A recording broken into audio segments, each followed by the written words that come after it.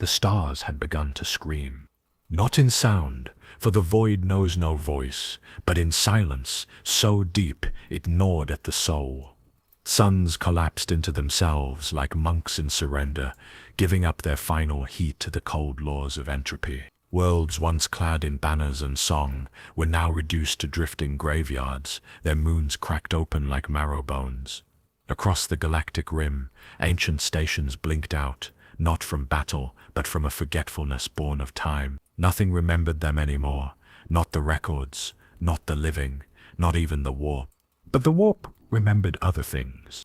Beneath the flicker of dying systems, within the gravity wells of forgotten empires, the warp began to murmur, not in language, but in memory.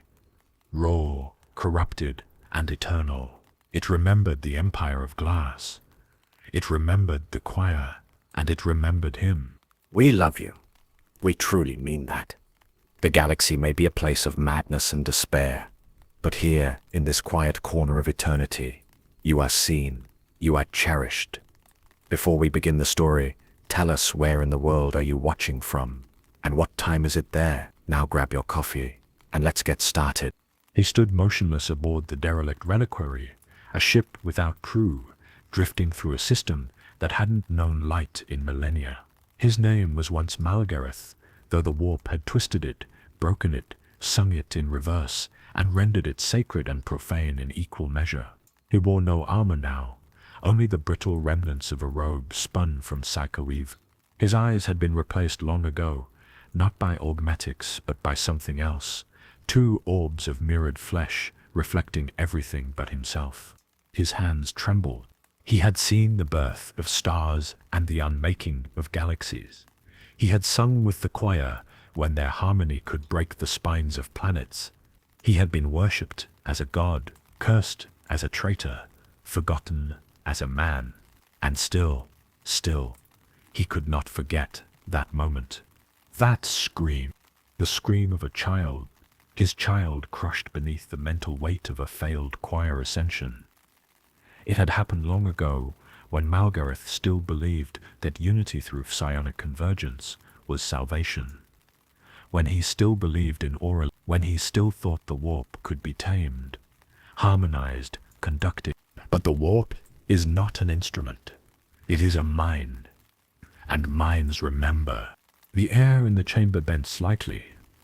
Like heat waves over steel, a soundless pulse rippled through the hull. Malgareth tilted his head. He felt the change before it arrived. Something old stirred in the tides of the warp. Something not felt since the fall of the astral choir. He moved to the bridge of the reliquary.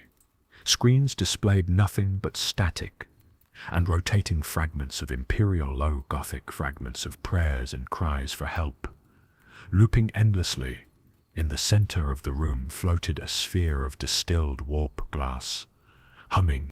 He had carved it himself. A prison, a memory, or maybe both.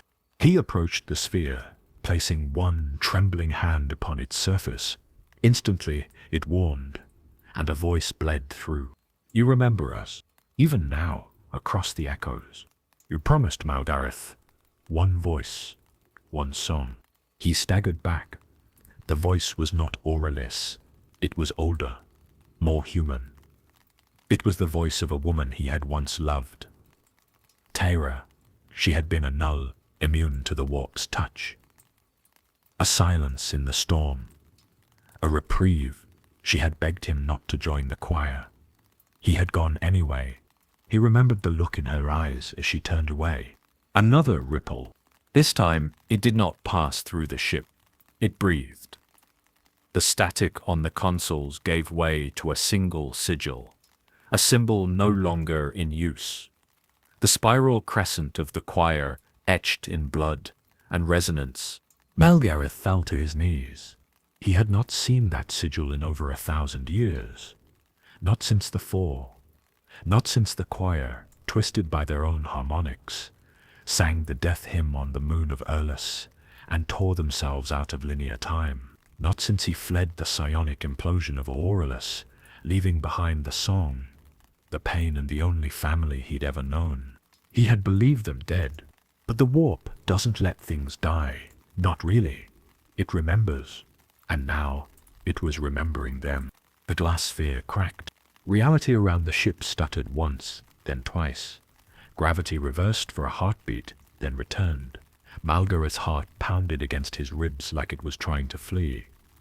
The cracked sphere began to sing, a low hum at first, like a note dragged underwater, then clearer, a child's voice, singing a lullaby, the one he used to hum before the choir, before everything, before the betrayal. "No," he whispered, backing away. "You're not real. We are what you made us. You brought us here. You remembered." The voices swirled now, hundreds of them, layered like a symphony of guilt. Every soul he had touched in the choir, every death, every mind broken by the warp symphonies he helped craft. The bridge flickered, showing images of old faces. Aurelas, Tyra, the boy with the fractured skull, the fellow singer whose mind he infected with silence. They were all singing. Not in harmony, in accusation. He turned to run, but the doorway had dissolved, melted into psychoplastic ribbons, humming in tune.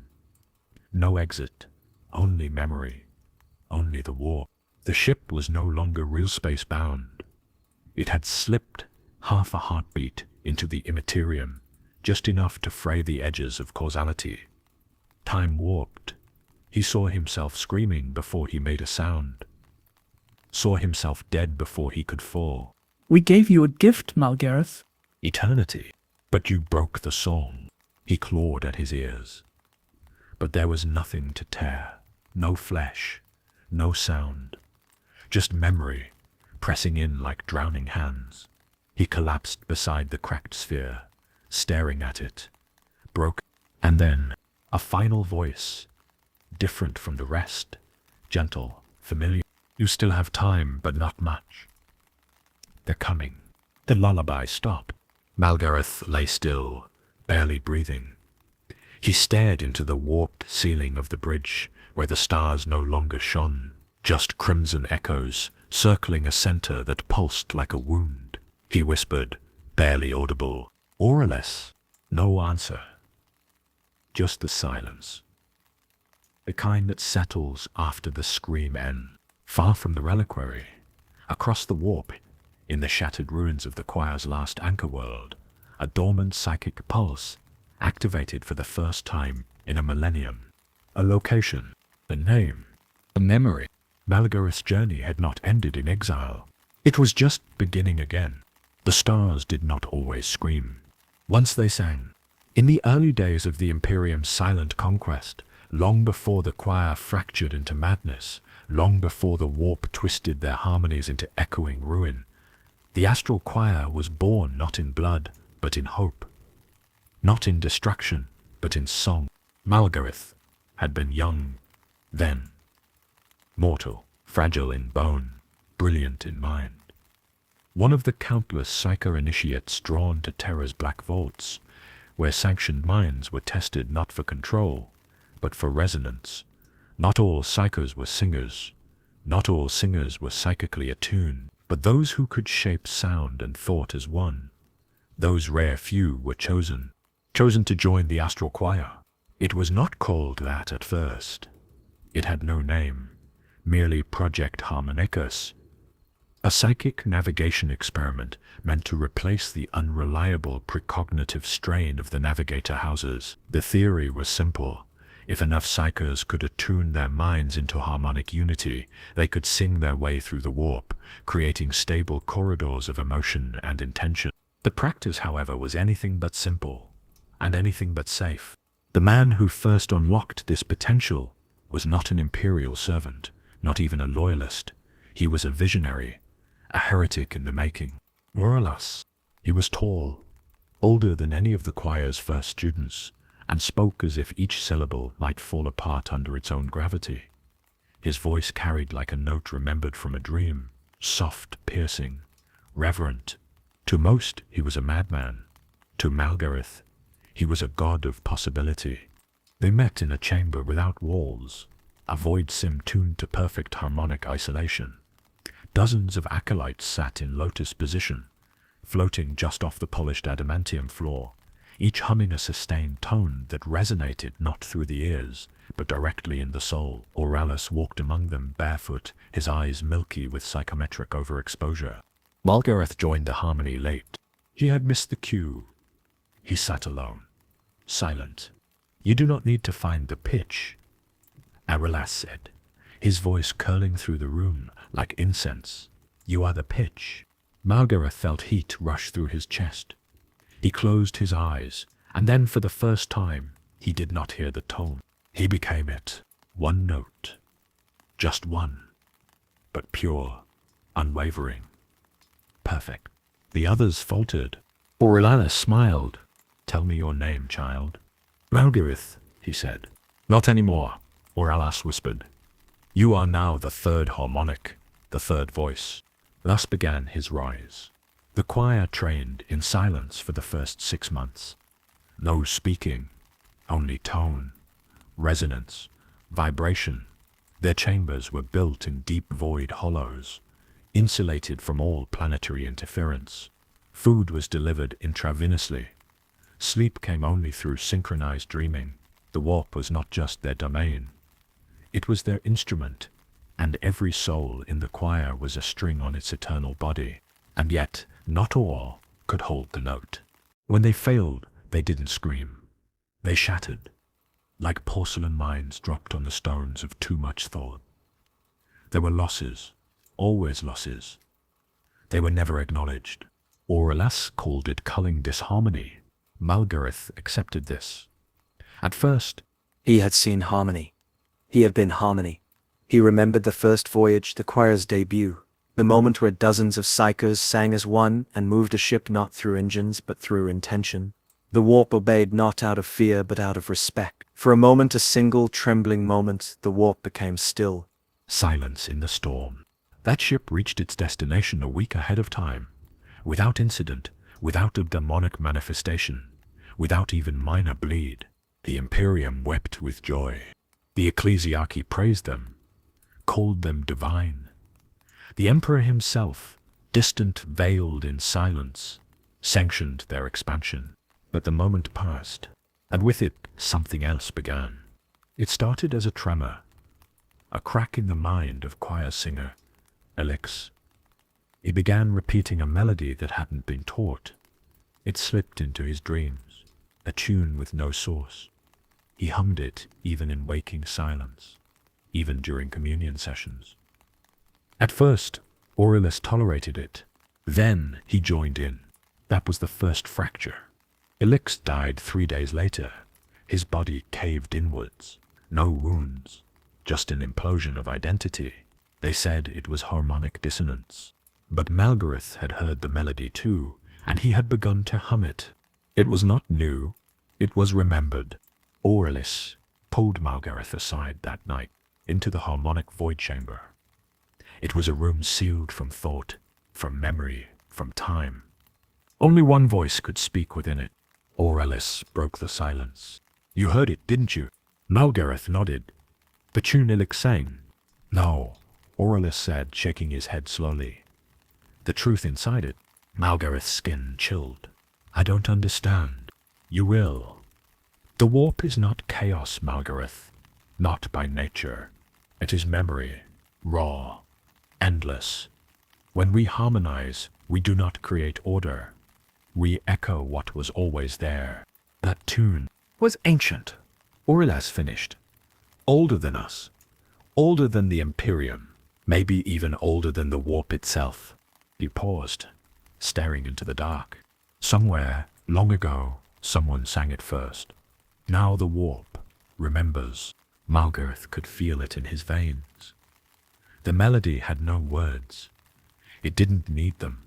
It spoke of stars blooming and dying, of love stretching across aeons, of betrayal too, of sorrow so pure it left no scars, only echoes, and something else. A presence, listening. "I fear," Aurelius said quietly, "that we are no longer the singers. We are becoming the instruments. That was when Malgareth first questioned, not the power, not the vision, but the source.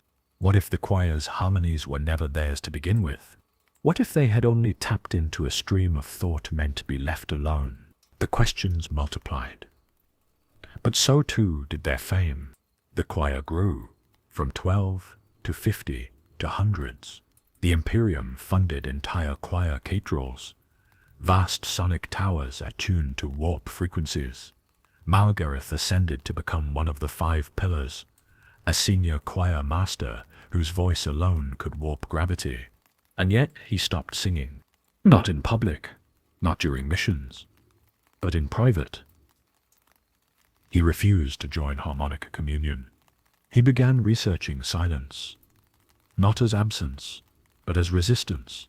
He found data on Null's blanks, the Sisters of Silence, and he found her again, Tira. She had joined the Null Orders, hidden in the catacombs beneath the throne world. She lived in shadow, far from psychic song. When he visited, she didn't speak. She didn't need to. She embraced him. And the noise inside him stopped. It was the first peace he had known in years. She warned him, "You're not listening.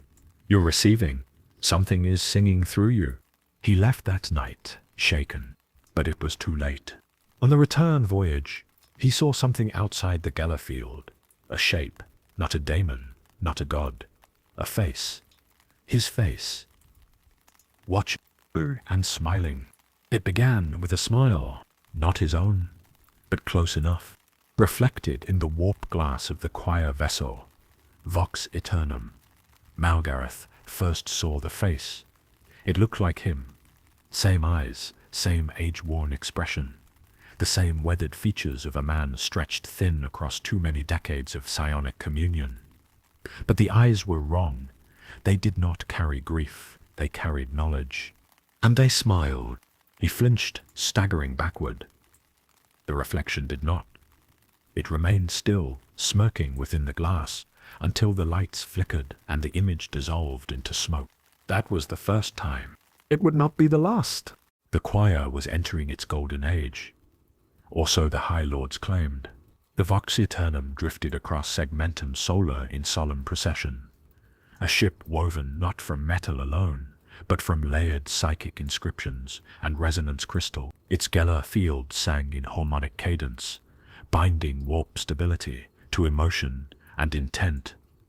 The choir could now transport fleets across the stars faster than navigators, more safely than Astartes rituals, more purely than the Adeptus Mechanicus dared believe.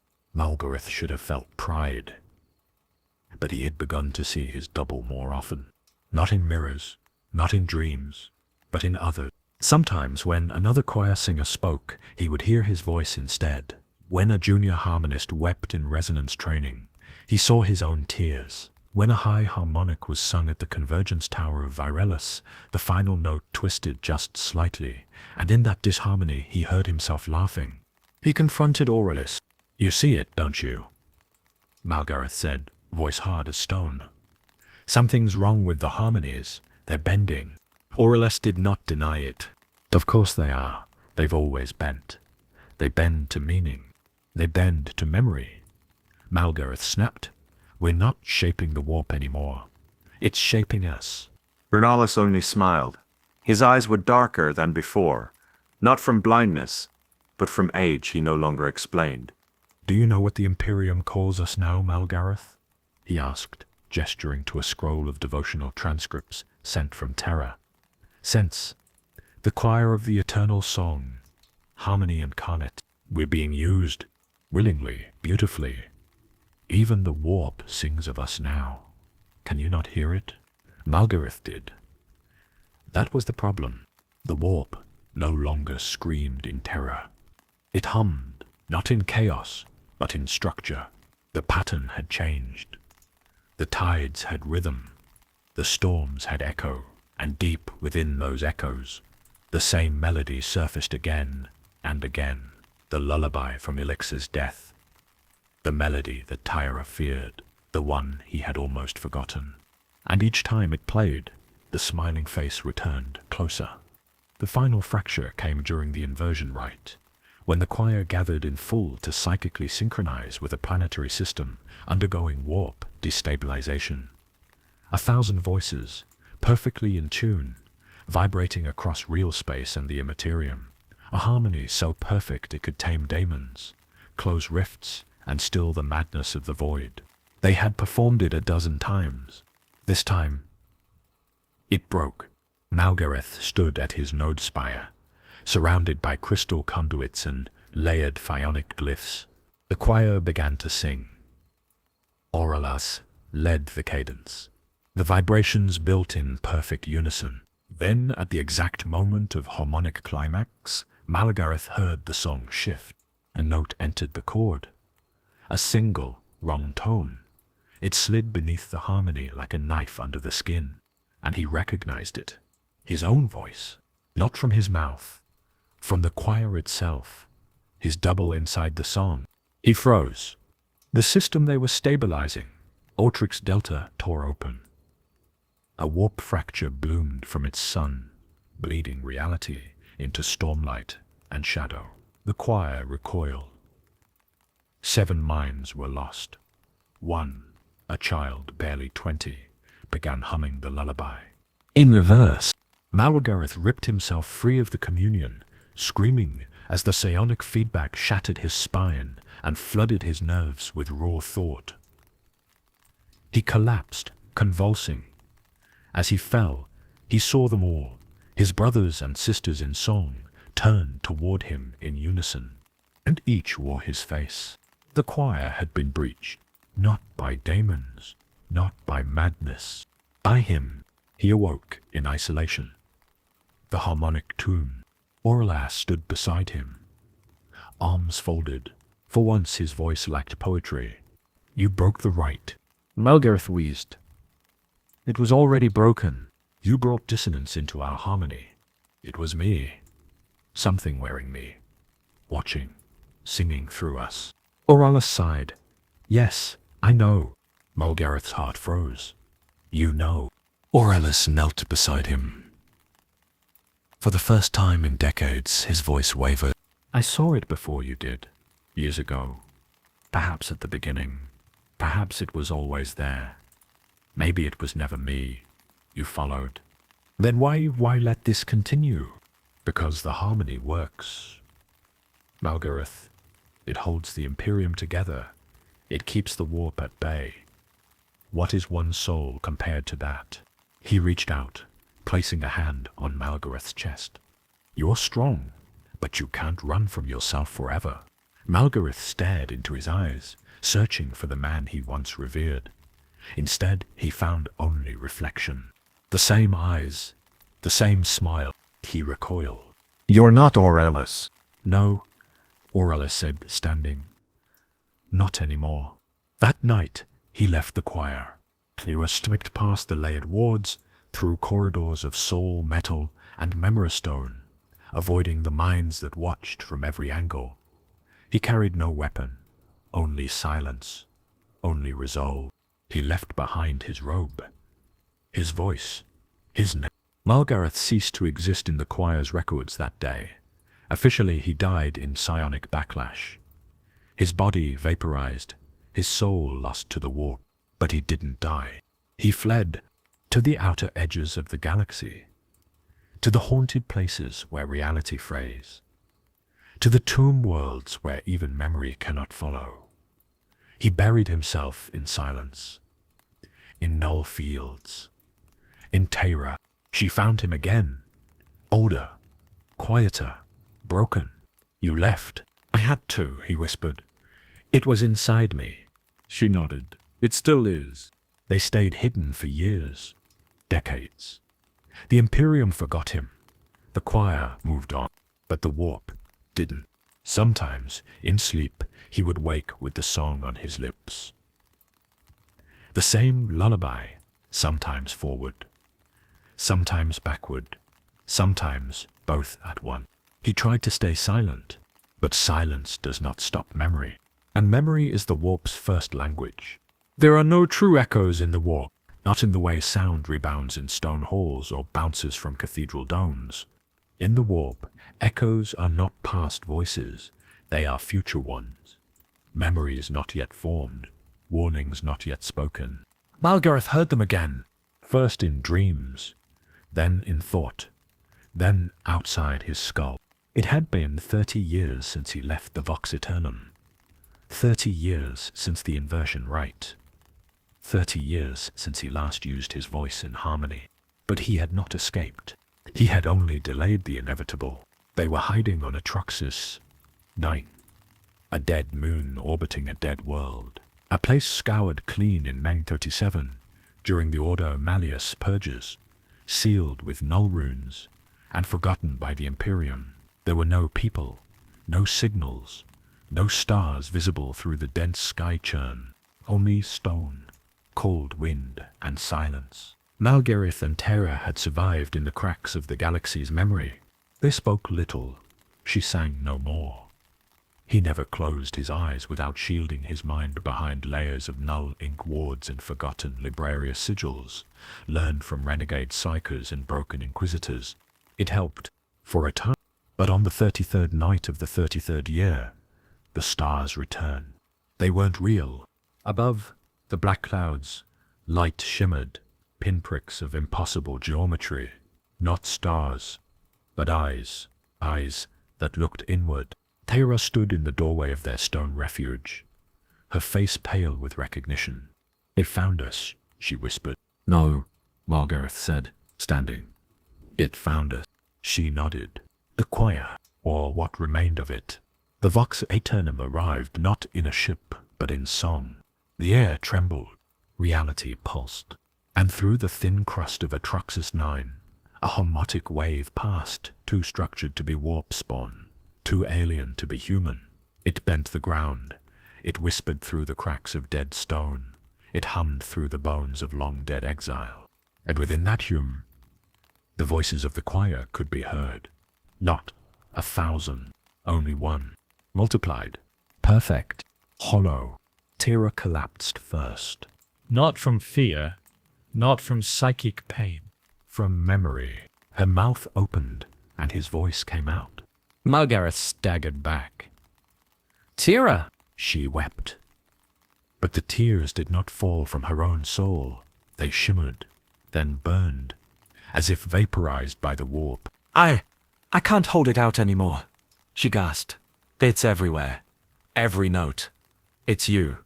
He reached for her, but her body convulsed, then rose, hovering a handspan above the cold stone floor.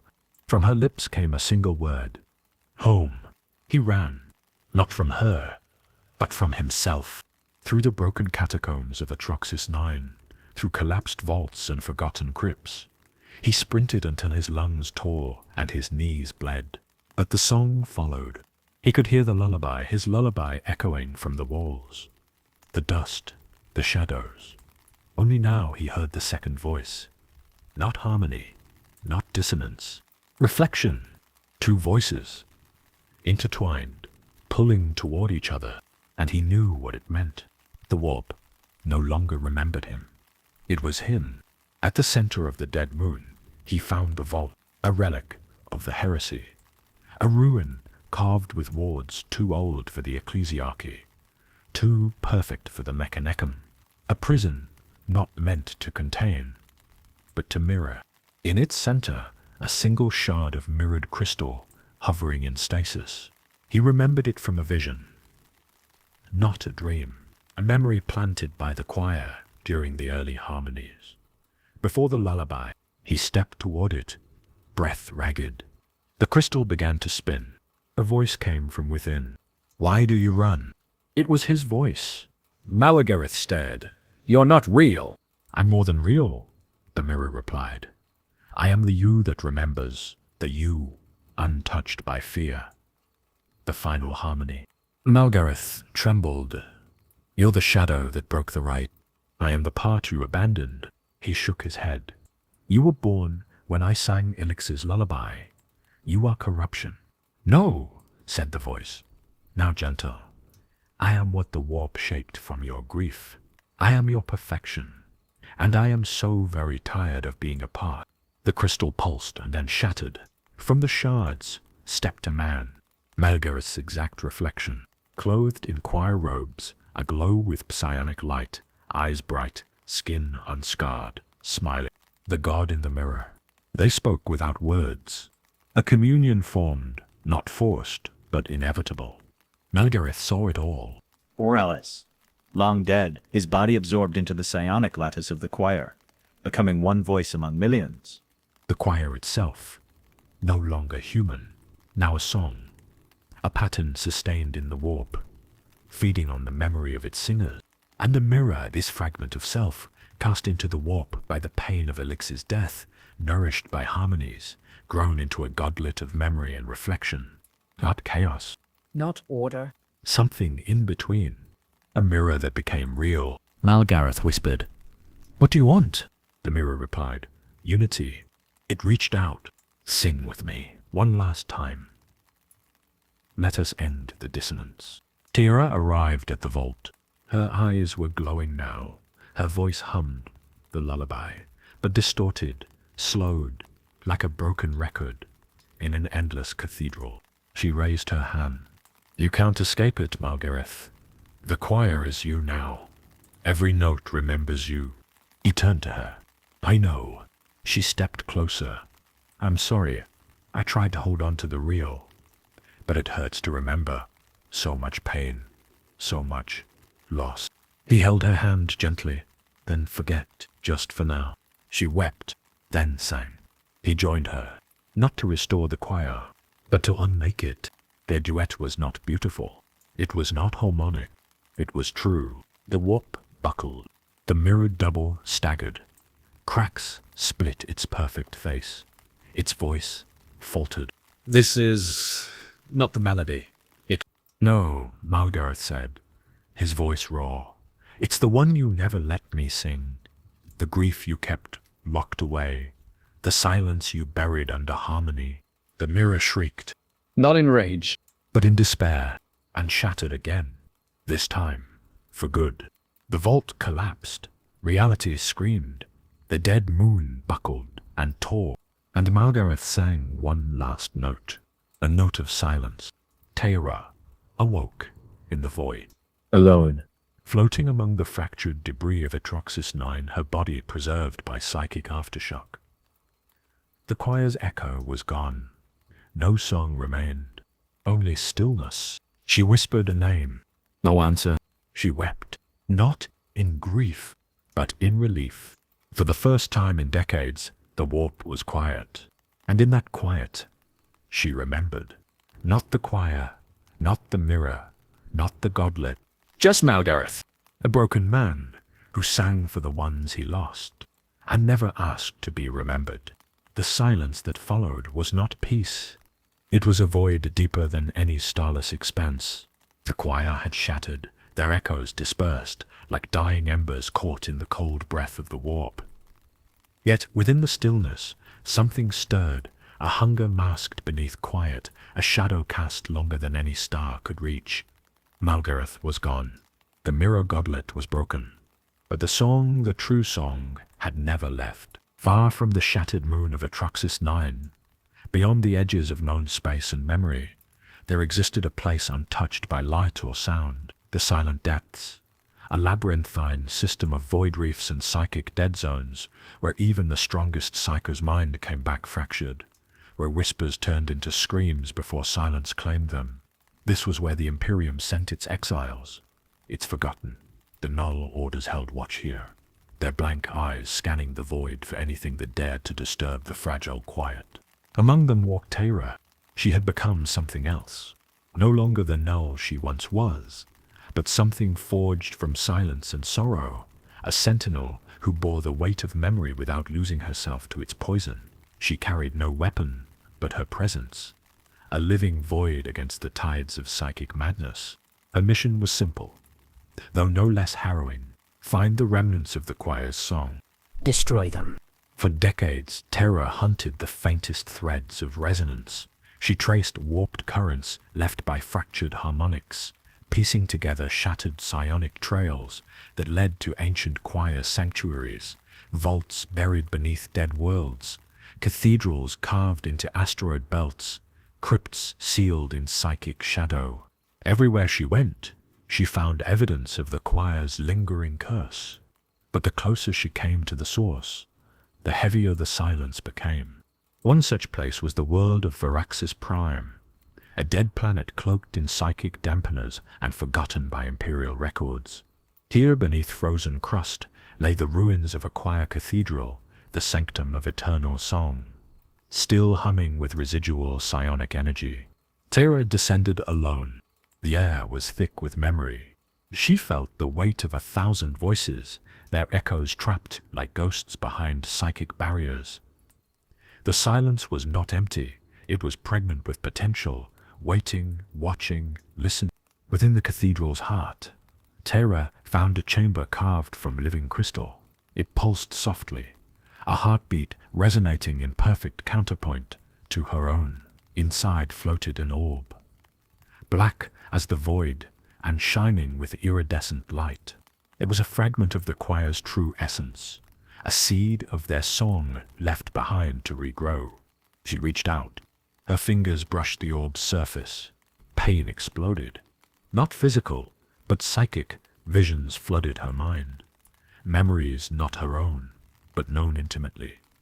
The birth of the choir, their rise to power, the crushing loss of Elix, Malgareth's descent into silence, the mirror godlet's cruel dance, and a warning: they will return. Back aboard the Void Sentinel, her ship carved with null wards and psychic dampers, Tara held the orb close. It throbbed like a living thing, feeding off her emotions, anchoring itself to her soul. She knew the truth. The choir's song was not merely psionic power, it was a living consciousness born from grief and ambition, a psychic virus capable of consuming entire minds and folding reality to its will. If left unchecked, it would corrupt the Imperium itself. But she also knew what had to be done. The orb must be destroyed. No mercy, no hesitation.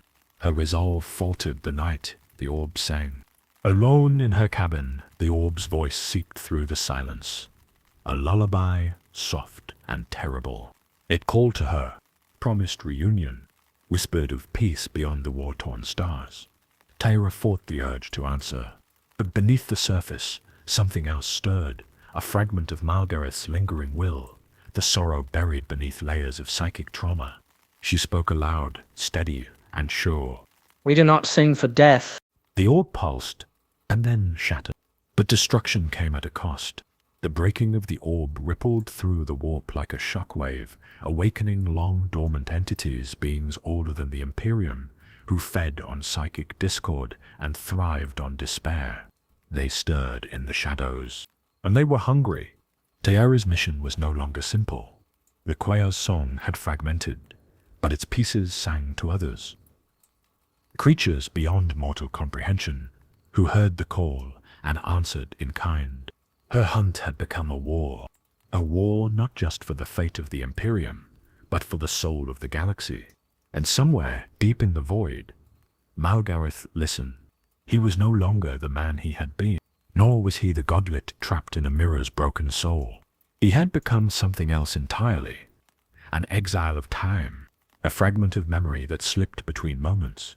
He wandered the strands of existence, watching the rise and fall of empires, the endless cycles of war and peace, hope and despair.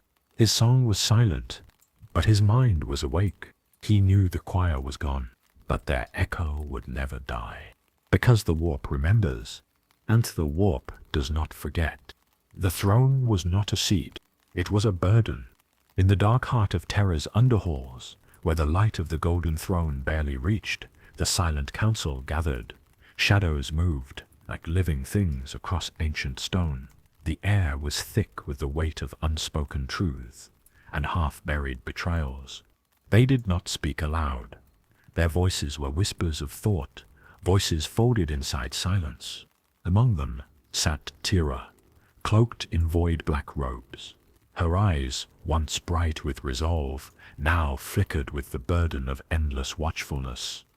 The orb had shattered, but the choir's echo had fractured across the Imperium, Fragments of its song whispered in the minds of those still alive, psychocults, corrupted navigators, even the unyielding Sisters of Silence. The Silent Council did not trust her, nor did she fully trust herself. It had been months since the destruction of the orb on Veraxis Prime, and the consequences rippled like fractures through the Imperium's psychic fabric. The warp groaned, shifting in ways subtle and terrifying. A storm gathered beyond the veil, the shape of which none could predict. Malgareth remained missing, a ghost of memory and myth, his fate debated among scholars and psychers alike. Some believed he had become one with the warp's endless tides. Others whispered darker truths, that his soul was fractured, trapped between worlds, a silent god lost to his own song. Terra, alone, held the secret that Malgareth had never truly vanished. His consciousness lingered, fractured and wandering, a beacon to those who would listen. The council's leader was a figure draped in ancient ceramite, known only as the Warden of Silence. His voice was an echo within minds rather than sound.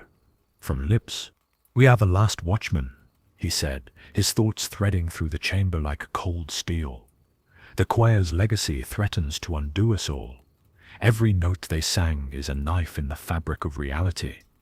The dead moon's ruin, the shattered orb, all herald greater dangers yet to come." Terra's mind answered silently.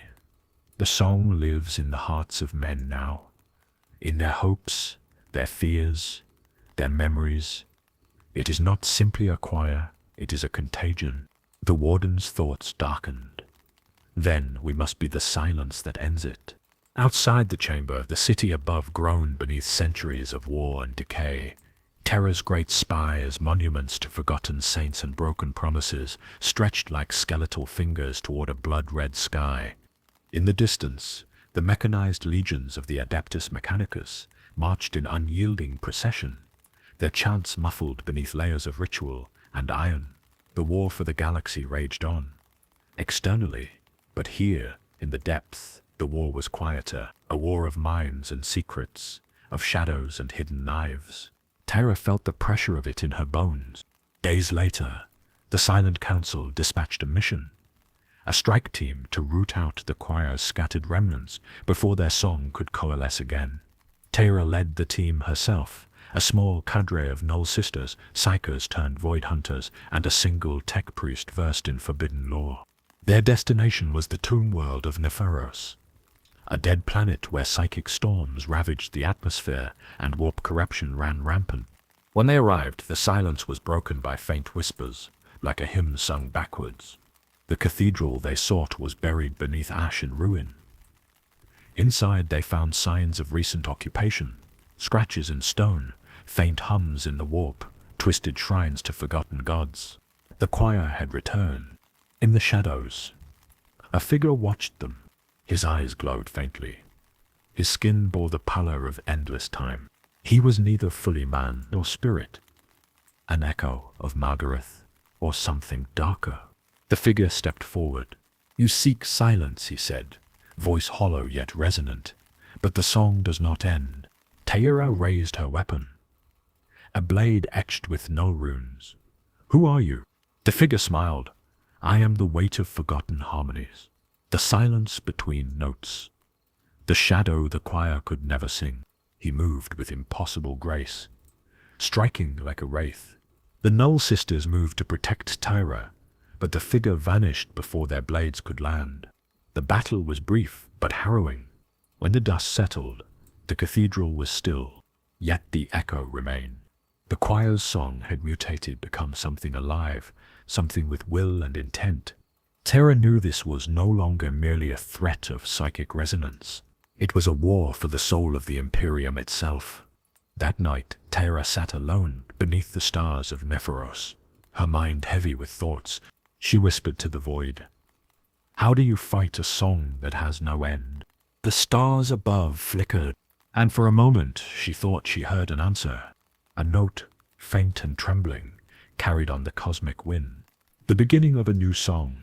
The sky above Nepharos churned with dark clouds, bruised and heavy like the wounds of a dying god. Lightning forked across the heavens. But the storm was more than weather. It was a psychic tempest, a tangible weight pressing upon the minds of all who dared to breathe beneath it. Tira stood at the edge of a cliff, overlooking the ruined city below. The ancient stone structures, scarred by centuries of war and neglect, whispered secrets in the language of broken harmonics. The choir's lingering echo throbbed in the air, a low hum that set her teeth on edge. Behind her, the Knoll sisters moved silently through the gathering darkness, their presence a stark contrast to the chaos that threatened to consume the world. They were the last line of defense against a threat few could understand, and fewer still believed. In the shadows, the figure who had haunted the cathedral emerged once more. He was known now by a name whispered in fear among those who had glimpsed him. The Harbinger of Silence. Neither holy man nor spirit, he was the embodiment of the choir's fractured song. Its darkest note made flesh. His eyes, pale and unblinking, scanned the horizon. The storm was rising, and with it the final movement of a symphony centuries in the making. The Harbinger's voice was a whisper carried on the wind. The Imperium crumbles beneath its own song. Soon the silence will claim all. Meanwhile, in the high halls of Terra, far from the dying world of Nephiros, the silent council convened once more. The air was thick with tension, their psychic presence a taut web of vigilance and dread. Terra's recent report had sent ripples through the council's ranks. The choir's remnants were not simply echoes. They were evolving. The warp was responding to their song, bending reality in subtle, terrifying ways. The Warden of Silence spoke with grim authority. The choir's song is a weapon, and the Harbinger is its blade. We must prepare for the inevitable. Back on Nepharos, the storm reached a crescendo. Lightning illuminated the sky, casting eerie shadows over the battlefield where the Knoll sisters and Teara stood ready. Suddenly, the ground trembled. From the shattered ruins, spectral forms began to rise, psychoactive wraiths, born from the choir's corrupted harmonics. They shimmered with unnatural light, their forms both beautiful and horrifying. Teara raised her blade, its null runes glowing fiercely. "Hold the line," she commanded, her voice steady despite the storm's fury. The sisters moved with precision, their weapons singing silent death as they engaged the wraiths. But the enemy was relentless, their numbers seemingly endless. Amid the chaos, the Harbinger appeared, his presence warping reality itself. Time slowed around him, and the storm seemed to part in his wake. He faced Terra, a twisted smile on his lips. "You cannot silence what is eternal." She met his gaze, unflinching. "Then I will be the silence that ends you." Their clash was not just of weapons, but of wills. Psychic energies flared, bending the storm into a maelstrom of light and shadow. The choir's fractured song surged between them, a battle of memory and oblivion. As the fight raged, Tira felt something stir within her, a resonance long buried beneath layers of grief and silence. The lullaby Malgareth's song echoed faintly in her mind. Drawing on that memory, she unleashed a counter-harmony, a note of pure intent that cut through the chaos. The wraiths faltered, the storm shuddered, and the Harbinger staggered. With a final, desperate strike, Tera's blade pierced the Harbinger's chest. His scream was a discordant note that shattered like glass. He vanished into the storm, his final words a promise and a curse. This is not the end. The storm broke. The skies cleared, revealing a fragile dawn over Nephiros. The battlefield was silent, save for the whispered prayers of the Knoll sisters tending their fallen. Tera stood alone amidst the ruins, her breath ragged but her spirit unbroken. She knew the war was far from over. The choir's song had fractured, but its echoes would linger in the darkest corners of the galaxy, and the gathering storm was only beginning. There is no peace in the aftermath of a storm, only the silence that follows, heavy and expectant, and within that silence, the echoes of the past return like phantoms. Tyra wandered through the ruins of Nephiros, with blood-stained boots and hollow eyes. The battle had ended, the Harbinger driven into the Immaterium, but not destroyed, never destroyed. The choir's last note had faded, but its resonance remained, clinging to the air like smoke. She stepped into the blackened shell of the cathedral, the same place where the Harbinger had first appeared. The stained glass windows were shattered, the altar cracked, the air tasted of ash and old sorrows. It was here that the first echoes stirred. She heard it. A song, familiar, not the wailing hymns of the ecclesiarchy, nor the harmonic decay of the choir. No, this was something else. It was Malgaret's voice, childlike, gentle. Close your eyes, sweet one. The stars are just memories. Tiara froze. The world around her rippled like water, dust lifted in the shape of ghostly forms. Children, women, men in robes of white and gold. The original choir. She was surrounded by memory. Not illusion, not dream, but memory made flesh through the warp. The dead did not speak with words. They sang. Each note plucked at Tyra's soul. Each harmony carried with it centuries of grief, shame, and longing. These were not monsters. They had been guardians once, before the warp twisted their burden into madness, before they tried to contain something no mind could bear. The lead figure among the ghosts raised his eyes to Tyra. It was Malgareth, not the broken husk she had known, but the man he had once been, eyes bright with purpose, voice steady with conviction. He spoke not in sound, but in thought. We were fools. The truth poured into her like a flood. The choir had not merely guarded the warp's song. They had shaped it. They were not sentries. They were composers. Centuries ago, the Emperor had given them a fragment of a dream. His dream, a symphony of order, reason, and light to impose upon the warp. The choir had sought to write this music into reality, to bend the Immaterium to the will of man, through sound, through thought, through faith. But the warp does not submit. It adapts. It corrupts. What began as harmony became infection. What began as a lullaby became a scream. You tried to shape the unshapable, Tyra said aloud, voice shaking. Malgareth nodded slowly, and in doing so, we gave it new names, new faces. The warp learned our songs. It made them flesh. It made them gods. Tyra felt her heart stutter. You created them. Malgareth's face twisted in sorrow. Not directly, but our music, our faith, our hopes and fears. They were templates. The warp used them, shaped gods from them. The ruinous powers were not born. They were reflected. She backed away, breath ragged. The implications shattered everything. The choir had not merely failed. They had seeded chaos. The warp is a mirror. It reflects not the face, but the soul.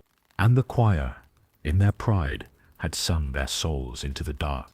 The Harbinger had been the first note of that final movement. A being born not of chaos alone, but of regret, of what was lost. Tyra turned back to Malgareth's ghost. Why show me this? Why now? He reached toward her, not to touch, but to place something unseen into her mind. A melody, a fragment of the original song, the true harmony, unmarred by corruption. Because the next verse belongs to you. The ghosts faded, one by one, vanishing like mist at sunrise. Tyra stood in silence for a long time. Then she sang, softly, brokenly, the old lullaby. But now it was different. She no longer sang it as a memory of grief, but as a seed of defiance. A promise that the warp's mirror could be cracked. That harmony, however faint, could return.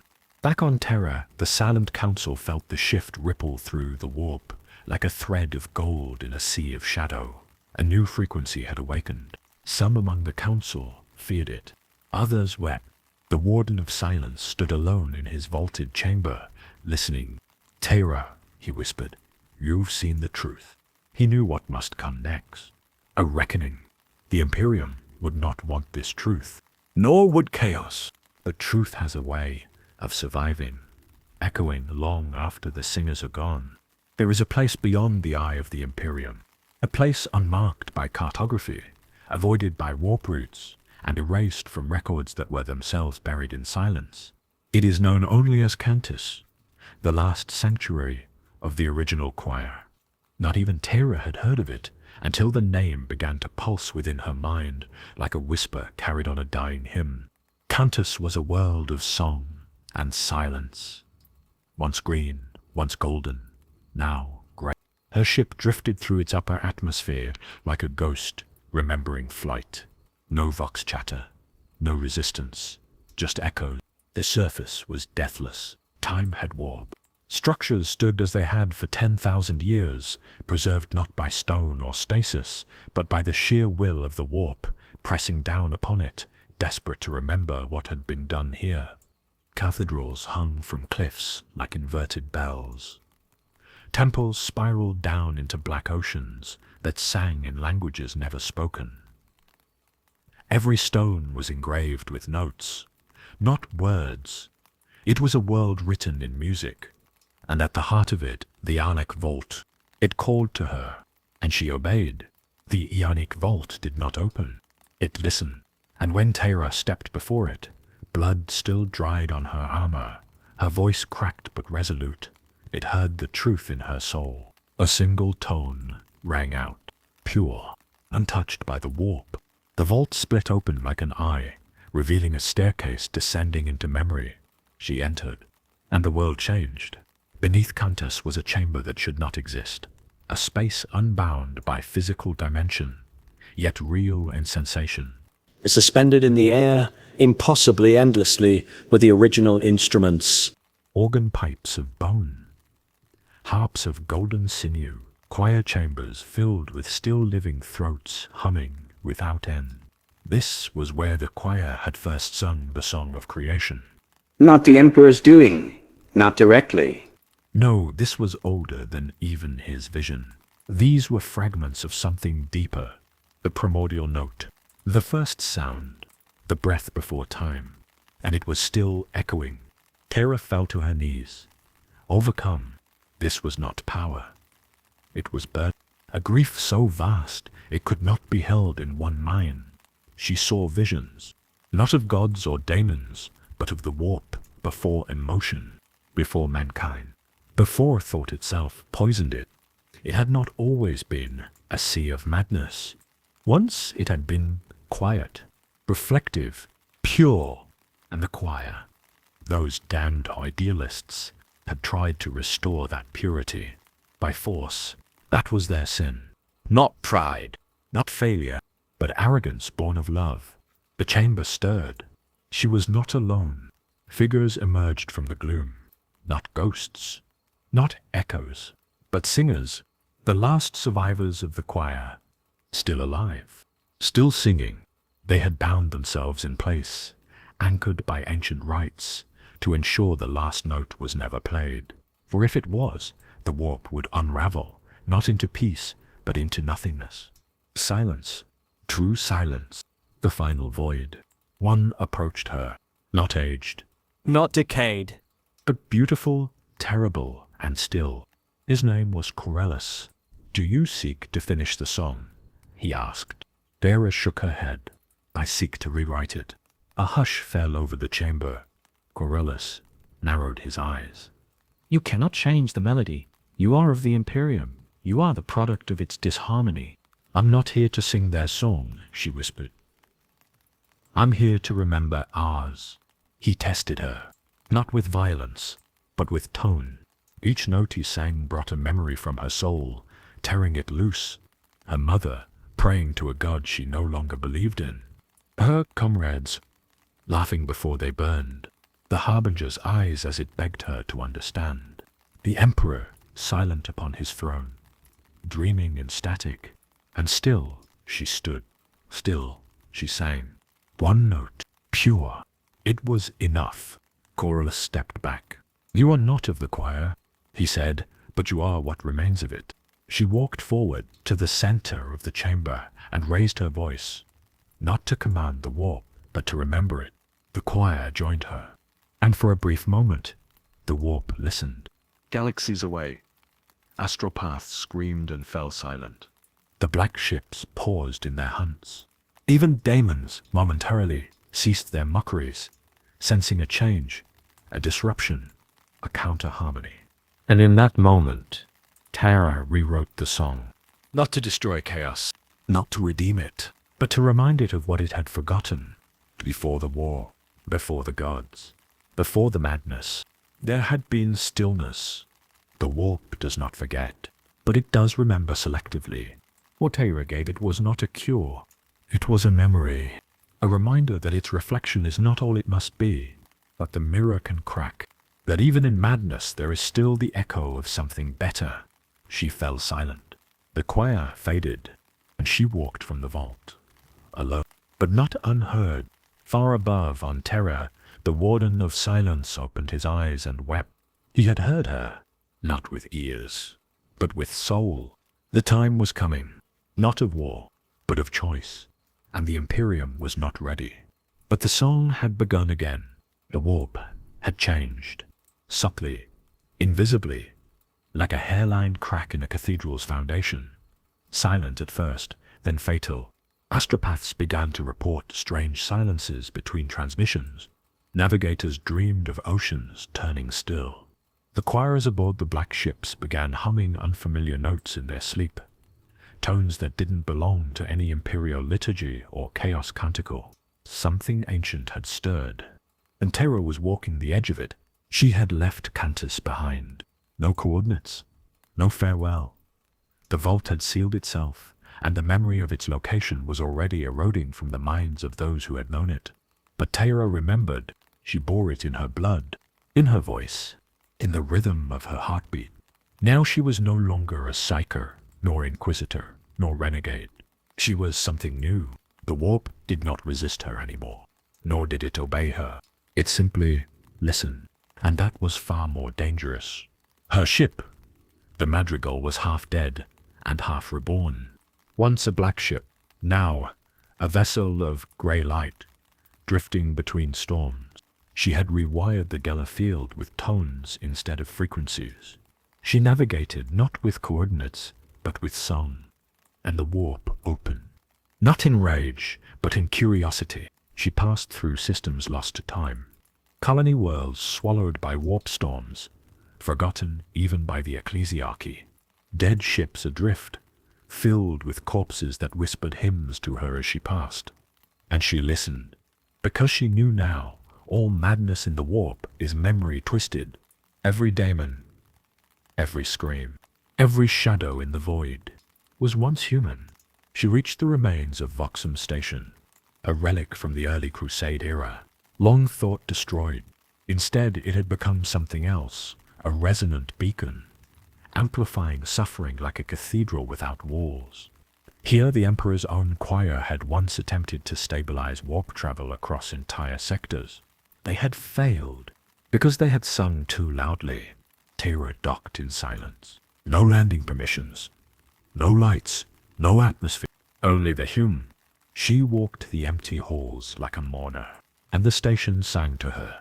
In the central spire she found them, dozens of them, still alive, still singing, their mouths sewn shut, their minds broken, their bodies frozen in place by golden wire and failed hope. They had become a living amplifier, a choir of agony, tuned to hold back chaos by becoming part of it. It was the Emperor's design, a final test, one more burden to place upon the Psyker caste he had created and then discarded, and they still sang for him. Still, after 10,000 years, she fell to her knees and wept, not for them, but for the intention, the lie, the terrible truth. The Emperor had not sought to heal the warp. He had sought to seal it, to imprison it, to weaponize the choir of humanity's suffering against the universe itself. The Golden Throne was not a bastion. It was a dam, and it was cracking. One of the bound singers turned to her. Their eyes were ash, their lips gone, but their mind touched hers. "Why did you awaken the note?" they whispered in thought. "Because silence is no longer survival," she replied. "It will come undone," the mind rasped. The wards, the seal, the silence. "Yes," she said. Then let us die, they whispered. And with a gesture she sang. One note, clean, soft. Grief made melody, and they died, peacefully, for the first time in 10 millennia. Voxum collapsed. The warp surged around the wreckage, but did not consume it. Instead, it receded. Not in fear, but in contemplation. Somewhere far away, a daemon prince howled in confusion, its palace trembling. In the Black Library, a harlequin removed their mask and wept. Even the tyrant of the eye paused mid-rant, sensing a thread of stillness he could not comprehend. The warp was remembering something it had long buried. It was not rage. It was regret. Back aboard the Madrigal, Teyra stared into the void and did not blink. She had broken another seal. She had released another truth. And she was not done. Because across the stars, the Emperor himself stirred. Not in awakening. Not in power, but in doubt. He had heard her. The man who had silenced gods and murdered myths now heard the voice of one forgotten daughter. And he remembered the first time he reached into the warp, not to dominate it, but to speak to it, back when it had listened, back before chaos, before the war in heaven, before mankind. And he remembered what he had almost created, not an Immaterium, but a harmony. Now that harmony returned, no longer pure, no longer innocent, but stronger, because it had known pain. It had walked through fire. It had returned, and in the depths of terror, beneath the golden throne, the vaults began to shake, not with tremors, but with sound, low, distant, a heartbeat. The warp was not screaming. It was humming. Teyra had begun something, not a crusade, not a reformation, Not a rebellion. but a countersong. And across the stars, those attuned to the deeper truths began to feel it. A navigator on a rogue trader ship, dreaming of a sky without storms. A sister repentia who stopped hearing voices for the first time in years. A child born on a mining world humming a tune no one taught them. A daemon host that cried out in confusion as its passenger fled. The silence between breaths was spreading. The song before language, the truth before dogma. Teyra did not seek to destroy the Immaterium. She sought to make it remember why it had been built, not as a cage, but as a choir. Each soul, a note, each memory a melody, each act, dark or bright, part of the greater harmony.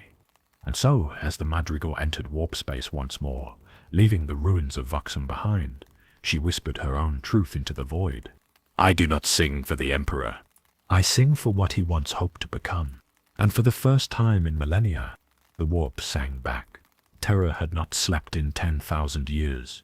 Its skies were never dark. Its people never rested. Its god never died. And yet now, something was different. Not louder. Quieter, as if the world itself were holding its breath. Within the imperial palace, the High Lords convened more frequently than usual. Some said it was fear. Others claimed it was strategy. But in truth, it was uncertainty. Because for the first time in millennia, the Astronomicon pulsed, not steadily, but erratically. Some called it a sign of strengthening. Others, a warning of collapse. But none could explain the patterns. Not the Adeptus Astra-Telepathica. Not the tech priests. Not even the Sisters of Silence who wandered the throne halls like living tombs. Only one mind, long forgotten and never forgiven, knew the truth. And he was beginning to remember. Malcador the Sigillate had died, or so the stories claimed. But what is death to one who lives in echoes? His soul, or something like it, had remained imprinted like a final breath upon the vaults beneath the throne. He had once been a man. Now he was only a thought that refused to die. When Teira sang her note into the warp, Malkador heard it not as sound, but as guilt. It tore through him, a memory of the child he had abandoned to protect the lie of the Imperium. Not Teira, but the Emperor himself. In the catacombs beneath the palace, where only nulls were permitted to walk, a vault opened for the first time in 10,000 years. No alarm sounded. No record was made. It simply opened. Inside was nothing. And yet the air wept, for what had been stored here was not data, nor weapon, nor soul, but doubt. All the doubts Malkador had kept hidden from the Emperor. All the truths he dared not speak aloud. They now flooded back into the world like cold water from a cracked tomb. And the throne shuddered.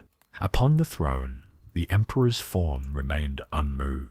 His body ossified into divine horror.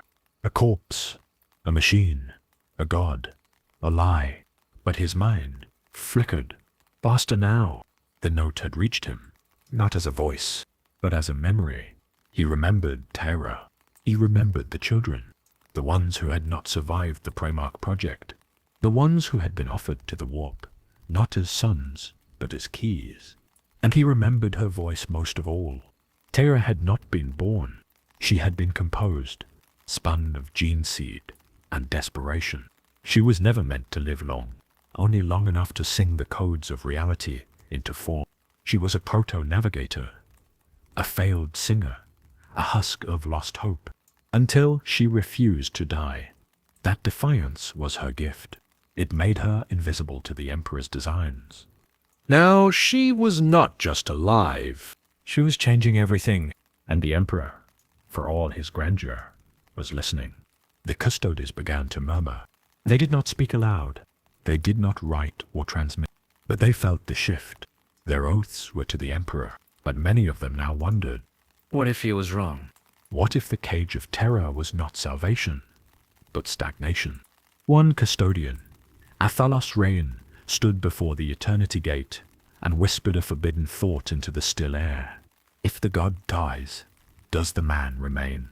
His brothers did not rebuke him, because they had all heard it too. The silence between breaths, the note beneath the song of the Imperium.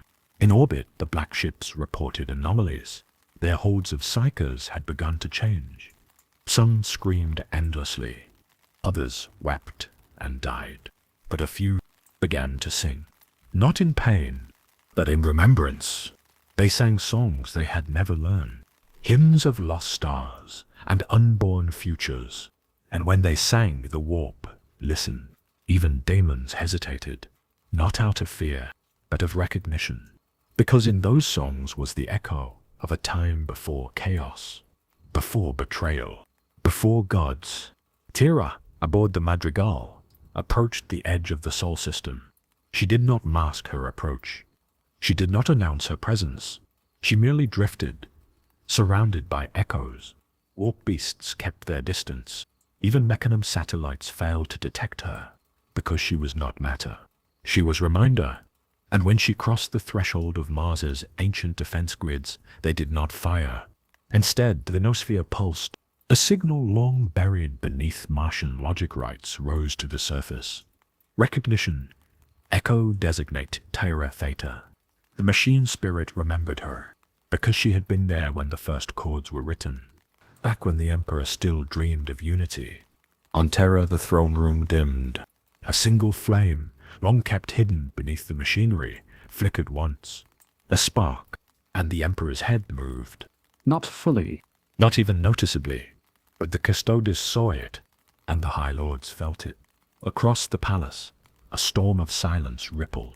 The Omnissiah code glitched for a heartbeat. An entire choir of astropaths burst into tears, and deep within the vault of ends, the Book of Saint Euphrates turned a page without touch. The Emperor was thinking, not commanding, not consuming, remembering. Terra stood now at the edge of the Solar Gate, a place none had reached alone since the heresy. The phalanx itself began to move. Solar defenses activated, but none attacked, because something had awoken. Not a weapon, not a fleet, but a question, and it echoed through every soul attuned to the deeper frequencies. What comes after survival? For 10,000 years, the Imperium had survived. It had endured. But now, it was being asked to change. And the warp, for once, did not resist. It waited, and in the depths of the throne, the Emperor did what none thought possible. He wept, not for the Imperium, not for his failure, but for the memory of a song he had forgotten. A lullaby once hummed by the mother he had destroyed. A note sung not in power, but in hope. Tira had brought it back. And now the greatest mind in human history had only one thought. Can I be forgiven? No gods answered. No angels. Only the warp, murmuring like an ocean of ash. Sing with us. The golden throne was not eternal. It was a prison, forged in light and despair. A cage built from the Emperor's own flesh, mind and shattered will. And now cracks spidered across its surface. Unseen by most, but felt by all who dwelled in the Imperium's heart. Deep beneath the palace, the custodies gathered. A silent conclave of warriors sworn to protect the Emperor's broken body, but increasingly haunted by the whispers that drifted through the labyrinthine corridors. Athalos, Ren, the custodian, who dared question, stood before the fractured throne. His voice was a low rumble. The Emperor falters. The wards weaken. The machine that holds the Imperium together is unraveling. His brothers nodded, though no words were spoken. They had all seen the subtle changes. The flickers in the Astronomicon, the shifting patterns in the warp, the soft murmurs of discontent in the hearts of men. Far above, in the throne room, the air grew thick with static. The Emperor's head moved again, this time with more purpose. 1,000 voices echoed in the warp, seeking to connect, to guide, to command. But the voice they found was different. It was fractured, haunted, full of regret. On the world of Nepheros, Tira's voice rang out once more. Not a command, Not a plea. but a song of reckoning. The Knoll sisters stood with her, their blades gleaming like shards of the dying stars. The time of silence is over, she declared. We must face the consequences of our choices. The choir, once thought lost to madness, stirred in the shadows. Their song was no longer broken. It was angry, full of pain and fury, and it demanded to be heard. In the deep vaults beneath Mars, the Mechanicum detected anomalies in the sacred data rights. The Nomosphere trembled. The machine spirits whispered warnings. A breach was forming, one that could not be contained by logic or ritual. Tira knew the truth. The Imperium was fracturing, not just in body, but in soul. The Golden Throne's decay was a symptom. The real fracture was in the song they all sang. She gathered her allies, old friends and new, the Knoll sisters, the remnants of the choir, even some reluctant acolytes from the Mechanicum who whispered of forbidden rites and lost knowledge. Together, they would venture beneath terror, into the heart of the fracture, to face the Emperor. As they descended, the air grew colder. The weight of millennia pressed upon them. Visions flickered in the darkness, ghosts of the past, memories of betrayal, sacrifices uncounted. At the base of the throne, the wards cracked open. Warp energy spilled forth, twisting the halls into labyrinths of shadow and light. Tira stepped forward, her voice lifted in a counterpoint to the warp's scream, a melody of hope, of defiance. The Emperor opened his eyes fully, not with clarity, but with acceptance. He reached out, not with power, but with understanding. Their voices joined. The song was incomplete, but it was theirs. And in that moment, the fracture began to heal, not with force, not with conquest, but with memory. The Golden Throne would not hold forever, but the song would continue. A new verse, written not by gods or emperors, but by those brave enough to sing despite the silence. The throne room was silent, yet filled with the weight of 1,000 voices. The Emperor, fragile as the dying light of a distant star, sat at the center of a galaxy on the edge of oblivion. Around him, the custodies bowed their heads, faces hidden behind golden helmets, etched with prayers and regrets. Tyra stood before him, her voice steady despite the storm raging within. We can no longer hold the Imperium together with silence and lies. The Emperor's eyes, ancient and weary, met hers. Then what would you have me do? Her reply was not immediate. It came as a whisper, a song threaded with sorrow and hope. Remember! Memory was a blade sharper than any sword. It cut through the illusions that had bound them all. She told him of the choir, their song lost to madness, but never truly silenced. Of the warp's mirror, fractured but capable of reflection. Of the worlds where the silence was breaking, and the children singing notes forgotten by time. A flicker of understanding passed through the Emperor's gaze. For the first time in millennia, he seemed less a god and more a man, more fallible, more real. Yet the price was clear. To heal the fracture, to rewrite the song, sacrifices must be made. The custodes stepped forward, ready to give their lives. The Knoll sisters, sworn to silence, prepared to sing once more. Even the Mechanicum acolytes, whose faith had wavered, offered their forbidden rites. Terra's heart ached with the burden of what lay ahead. To remake the Imperium, they must unmake it first. To bring light, they must walk through darkness. The Emperor reached out, his hand trembling. A single touch, a spark, and the throne room erupted into a symphony of light and shadow, warp and reality entwined. The choir's song rose like a tempest. Stars flickered, galaxies trembled, and in the center of it all, the Emperor and Terra sang together, not as master and servant, but as partners in a melody older than time. The final verse was uncertain. It held both hope and despair, creation and destruction, life and death. But it was theirs. And as the last note echoed, the galaxy held its breath, because the end was not an ending, but a beginning. The final hymn was unlike any sung before. It was neither pure nor broken, neither victory nor defeat. It was the sound of inevitability, woven from threads of sacrifice, betrayal, and fragile hope. Terra stood beside the Emperor, as the stars themselves seemed to weep. Around them the Imperium trembled. The golden light of Terra's throne flickered, shadows stretching like ancient scars across the vast chamber. Whispers filled the air. Old voices, long silenced, returned to sing their part in the cosmic choir. The voices of lost primarchs, fallen saints, forgotten heroes. Their melodies carried weight beyond the reach of mortals. Tephalos Ren, the custodian who dared to question, knelt.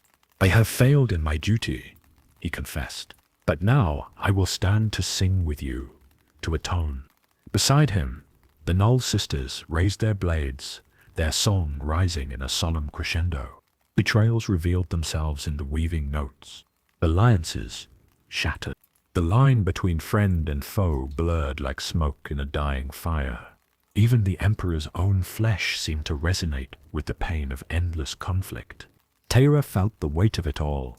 Every death, every regret, every promise broken, and every hope clung to. Her voice cracked, but did not break. For this was the truth they all needed.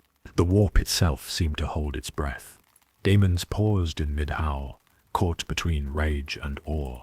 The very fabric of reality shivered as if hearing the final echo of something long forgotten. And in that moment, the Emperor spoke, not as God, but as man. "I am not eternal. I am not infallible. But I am still here." His words were not a surrender, nor a command. They were a question, a challenge, an invitation. Terra stepped forward. "We will carry your song, but we will change its melody. For the Imperium to survive, it must remember its soul." The chamber filled with light and shadow, sound and silence, a cosmic dance of endings and beginning. And as the final hymn faded into the vastness of the stars, a new chapter was born. One written not in iron and blood, but in memory and song. They called it the last note, though it was never truly the last, because endings in the warp were lies, and time was only a suggestion.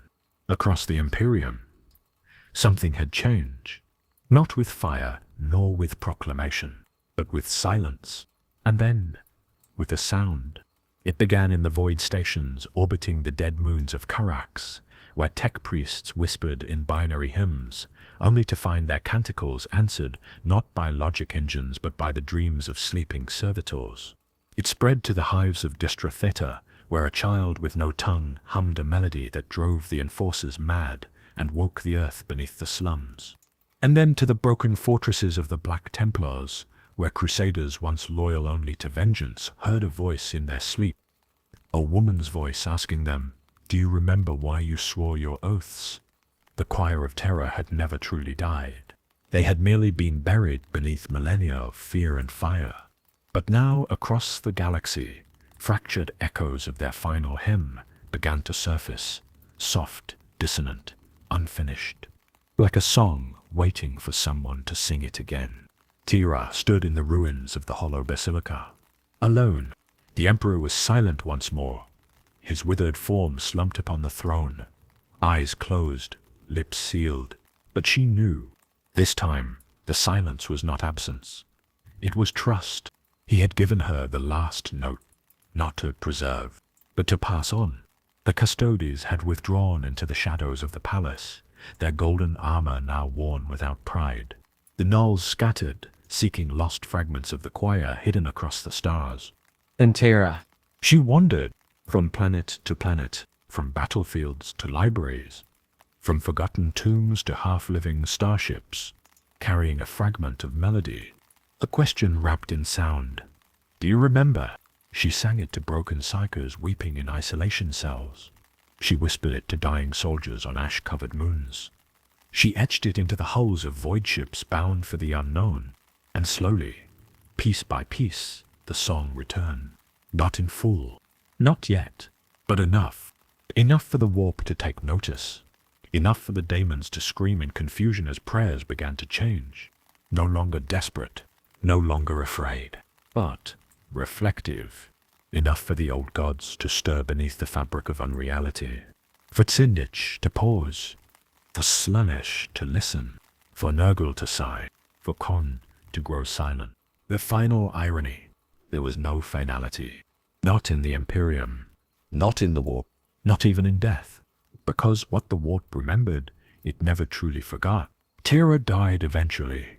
All tired, but not broken.